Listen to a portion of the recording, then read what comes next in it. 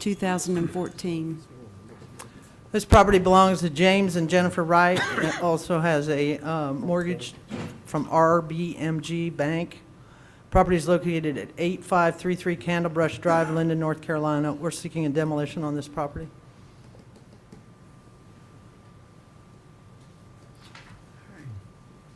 Is this the one?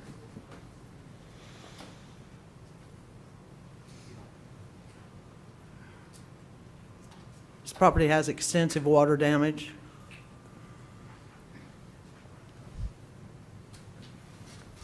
Any questions for the inspector? I didn't see this, okay. I'll open the public hearing. Any speakers? There are no speakers. Close the public hearing. What's the pleasure of the board? Chair, I'll take this. Okay.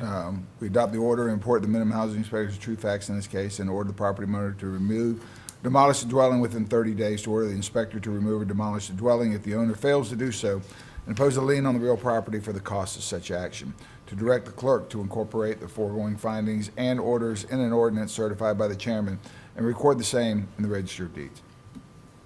Second. Second. Any further discussion? All in favor? Unanimous.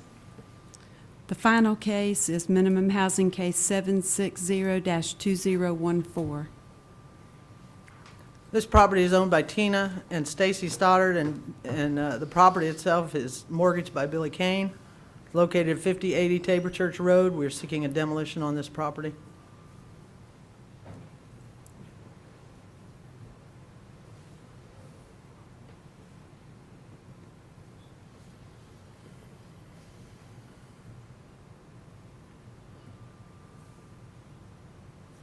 Any questions for the inspector? Any speakers? There are no speakers. Open the public hearing. Close the public hearing. What's the pleasure of the board?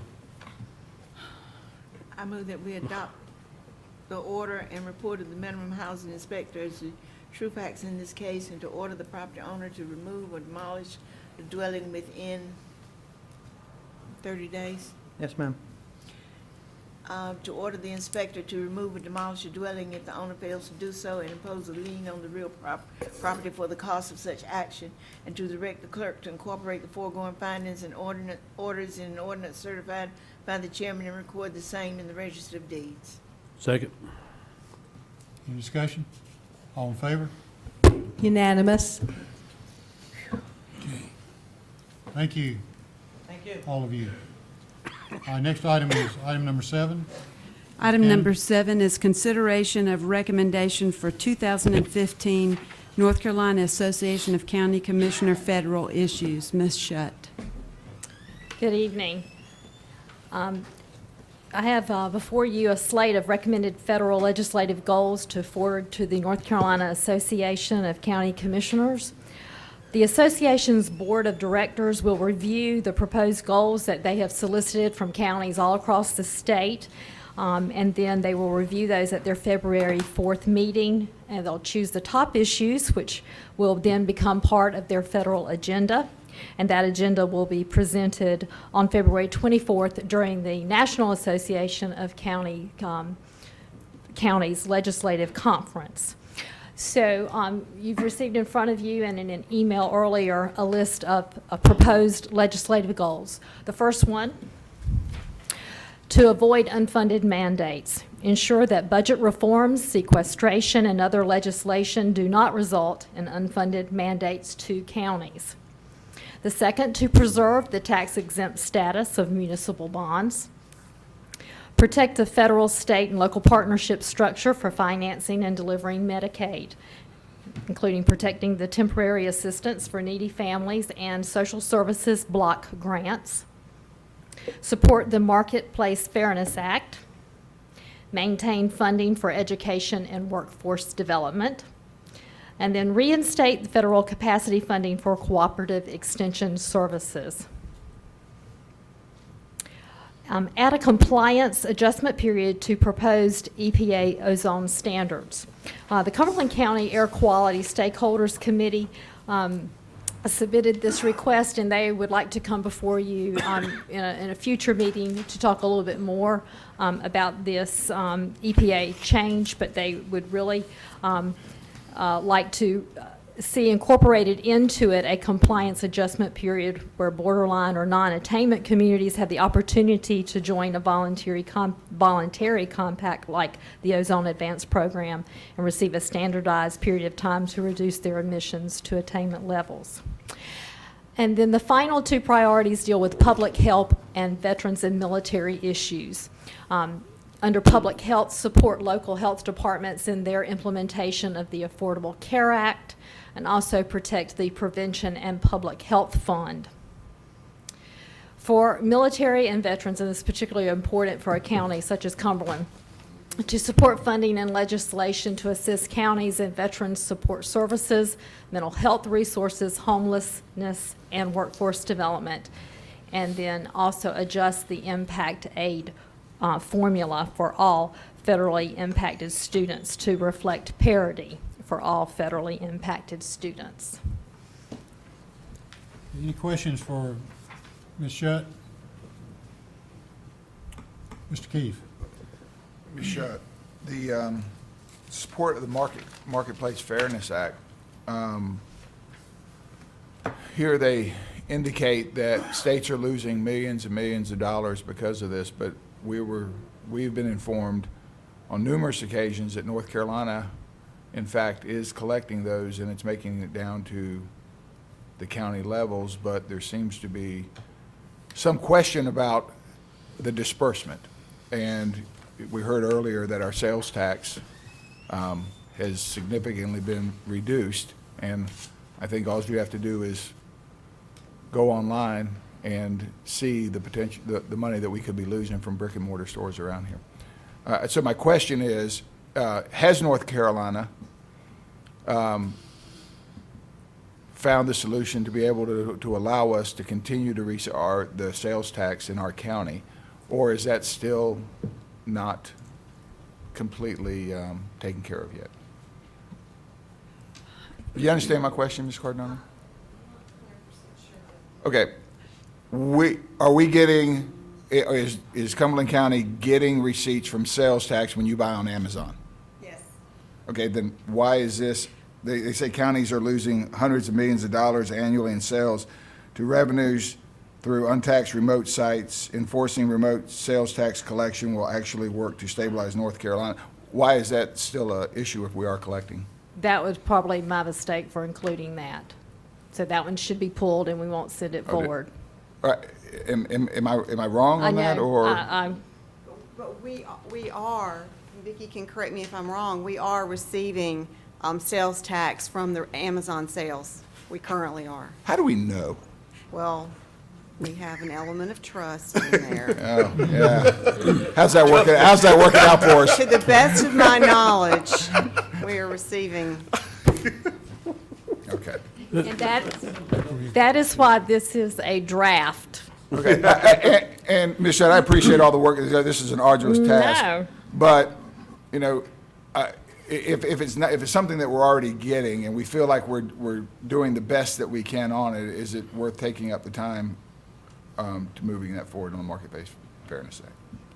Mr. Fairclough? What I've read about it is, it's still in flux, and the intent is when the state is full on with this thing, the county will participate at the appropriate level. But it's going to take a lot of software and a lot of doing to make that happen, because it's a big project.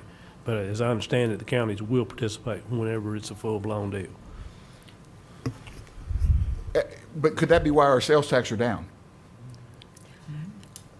You mean more people buying from the internet? Absolutely. Well, yeah, that's. I mean, but you know, they said that we were down, Cumberland County and Onslow County were the two that were kind of the aberrations, you know. And that trend continues That this year continues. as well this year. Okay, so we can blame it on PX instead of the internet then.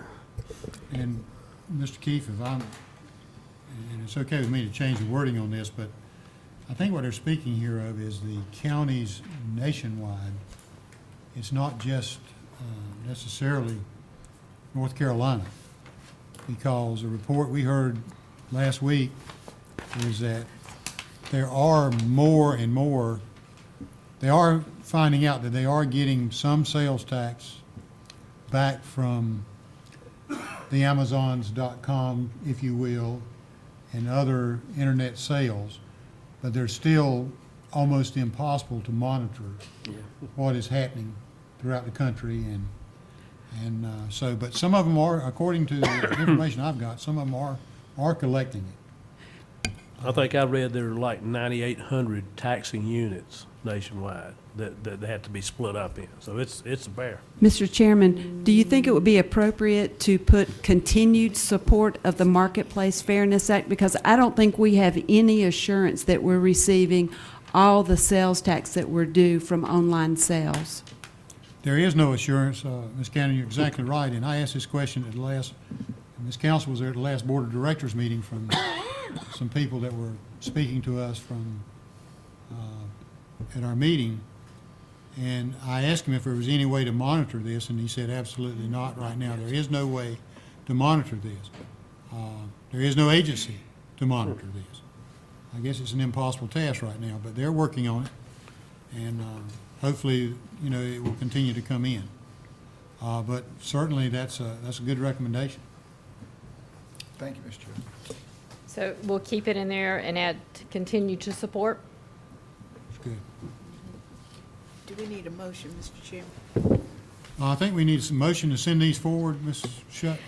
Yes, we can submit them tomorrow morning with your approval. I move that we approve this item, please, these issues. Second motion. Been a motion and a second. Any further discussion with the amended language there? All those in favor? Unanimous.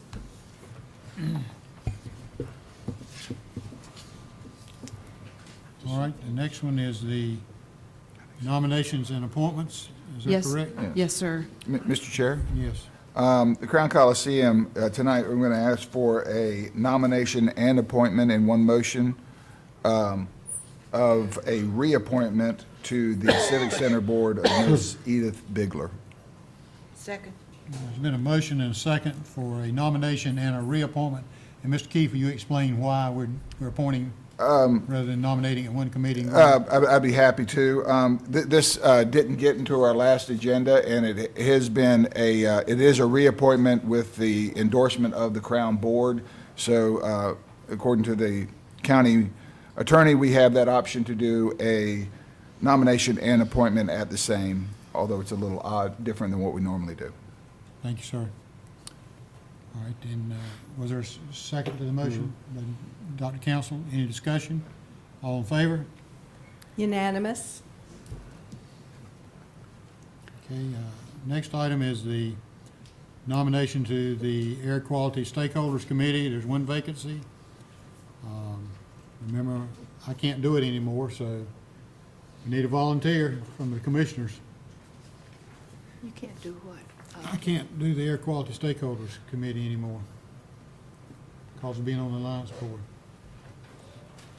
We talked about this at the last meeting. We did talk about it, but they Is require it? some, Yeah, is this the financial disclosure that thing? financial disclosure. No, this That's is not not it? the This is a same different thing. Mr.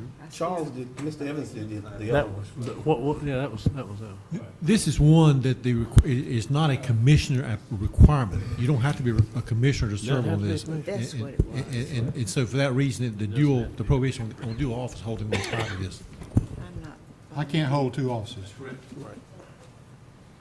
And if we don't want a commissioner on there, we can put someone else on there. We don't have a list of applicants either, do we? Do we have a list of applicants? But Mr. Chairman, we would not have a list of applicants because the commissioner has been serving. Yeah. So we need to. We can bring it back. Can we bring it back? With a list, bring us a list of applicants. Kelly tells me we can bring it back. This has to be a county commissioner nominated and appointed, therefore a list of applicants would be the board. I just thought Rick said we didn't have to do it. My understanding was this was one of the three that was not a requirement of the county commissioners. Is that not correct? You and I discussed this, Yeah, and yeah, it no. does have to have a county commissioner serve, but you said it was not subject to the dual office holding. Okay, then I don't know what the confusion was. If I told her it was not subject to the dual No, office you holding- said, I'm sorry, you said it was subject, and that's why Commissioner Edge had to resign. Okay. Mr. So Chairman, it I, is subject to I dual move we bring office the- holding. A county commissioner does need to be nominated and appointed. Mr. Chairman, I'm going to appoint one of our rookies, Larry Lancaster.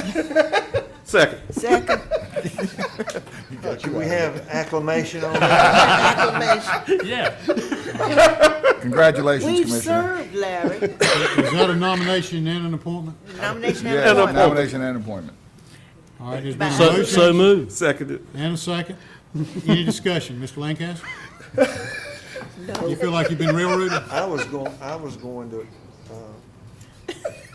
to do it. He was going There you go, see? I was gonna There we go. volunteer. I was just waiting on somebody else to do that. Thank you, Mr. Lancaster. Thank you. All those in favor of Mr. Lancaster? Put it up high. Unanimous. He's all about air anyway. Okay, next one is the nominations to Cape Fear Valley Health System Board of Trustees, 3 vacancies. Marshall? Mr. Chair, for one of the medical doctor positions, I would like to place in nomination the name of Sanjay B. Shah. Dr. Shah is the anesthesiologist. Okay. The anesthesiologist, Dr. Sanjay Shah. Okay.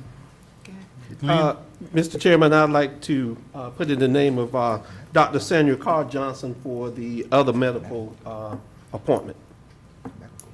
Sandra Carr Johnson? Yes, She is a medical doctor, She is. intern. Medical doctor. yes, she's an internist, yes. Okay. All right, we have, Okay. any other nominations? Yes, Mr. Chair? You just going it for the. Mr. Keith? Yes, I'm for the general public position, Miss Sandy Ammons. All right, any other nominations? All right, Do we need to? and we have one more It for was ju- it was- reappointment, don't we? I think Marshall put somebody in that spot. No, we don't have any more. No, I put somebody else. That's it. Actually, what happened, Dr. Murphy has moved, Right. hasn't moved, but he's taken a position at the University of South Carolina or somewhere like that, and he's not been able to attend our meetings. And my understanding is he does not want to be reappointed. Yeah, he's a member of my church, I know. You know that for a fact, don't you? All Okay. right, so we got enough doctors appointed or nominated now? Yeah. Okay. All right. Kelly, will you double check on that, make sure before we make a mess? All right. Cumberland County Juvenile Crime Prevention Council, 1 vacancy. Any nominations? Oh, 6. Flipping. We had, that's another commissioner position. I don't know where. That's another commissioner. Is that a appointment. commissioner position? That is. Yes. We got another rookie. No. down there. You know what, and I would do that, except for they meet at 10 o'clock in the morning up at Bradford Avenue, or 8 to 10. I did go back and check, and, because I checked with Seriously? Judge Pone, and he says it right in the middle of the morning when they meet. They used to meet in the afternoon. If they went back to an afternoon meeting, I would have no problems, but it's right in the middle of the morning. And it's a 3-hour meeting, Yes. 1 to 2 hours. All the people on that board are important, man. Look at that. They've got the local school superintendent, the chief of police, the local sheriff, and they got a ton of wheels now. You want to nominate Dr. Mr. Adams, you can't make the 8 o'clock meeting in the morning? That's what it says on this thing, it's 8 o'clock. Who's that? You can't make the 8 o'clock meeting. Yeah, but they meet for 2 hours. Oh, okay. Well, you just be late going to work. Need somebody retired. Anybody else would like to serve? We really need somebody there, y'all. How many years? No, I can't take anything else.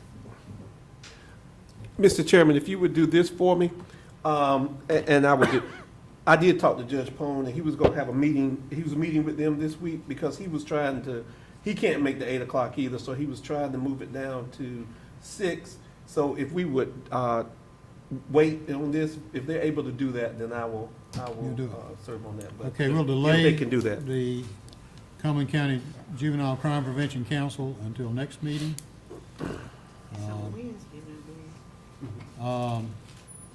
We do church on Thursday. Human Relations Commission is one vacancy. Any nominations? There was no nomination. Mr. Chairman, I move that we delay that appointment, that nomination. Second. All right. We'll just delay it. We don't need a motion. Okay, Mr. Faircloth, appointments to boards and committees. Thank you, Mr. Chairman. At this time, we have an equal number of appointees for each seat that's available, and I would like to place, these have already been nominated, I'm sorry. I would like to move that we appoint the following by acclamation. To the Board of Health, we have one vacancy. The nominee is our own Dr. Jeanette Council. For the Cumberland County Workforce Development Board, we have one vacancy from the private sector, and the name is Jensen McFadden. For the Mid-Carolina Rural Transportation Advisory Committee, nominee is County Commissioner Charles Evans. For the Regional Land Use Authority, one vacancy, the nominee is Cumberland County Charles Evans. For Southeastern, and he's not even a rookie. Southeastern Economic Development Commission, we have one vacancy, and nominee is Glenn Adams. Need a second. A second. Second. Any discussion? All in favor of those nominees? Unanimous? Yes, by I thought we acclamation. were discussing. Well, It's over. Too late now.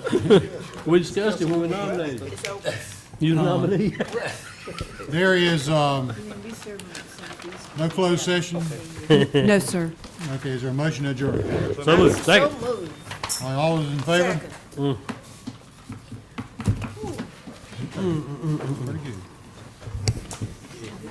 Pretty good.